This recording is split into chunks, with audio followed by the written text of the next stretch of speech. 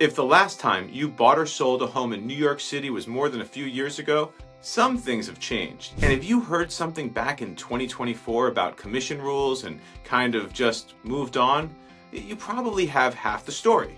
So let me fill you in on the rest. Back in 2024, there was this big lawsuit involving the National Association of Realtors, which is not very present here in New York City. But that story was everywhere. It was in the New York Times, it was all over national media.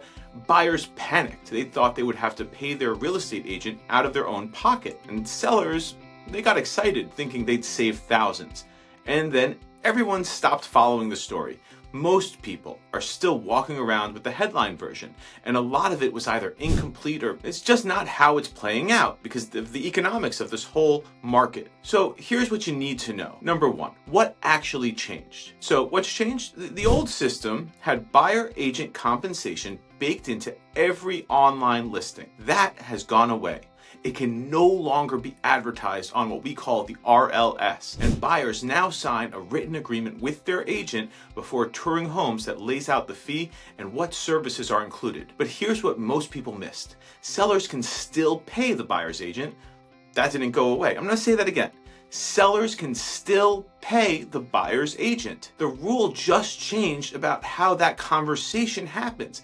And right now, sellers are still paying the buyer's agents in 99.9% of deals that I've seen. The big commission collapse everyone predicted, it did not happen. Number two, what buyers need to know. If you're buying, the biggest change is that document. You'll sign it before you start looking at homes, and it tells you exactly what you're paying for up front. And in most cases, your agent can negotiate the seller's contribution to cover that fee. And in most cases, the seller has already been prepared to cover that fee. The same idea is asking for closing cost help, which buyers had already been doing forever. 88% of buyers still used an agent last year. And just so you know, that number didn't drop after the rule change. People still want someone in their corner for what's probably the biggest purchase of their life. Number three, what sellers need to know. Now, if you're selling, you might be thinking you can skip paying the buyer's agent and save some money. Technically you can, but technically you could have always sold the home yourself. But here's what actually happens. When buyers have to come up with an extra 2.5 or 3% out of pocket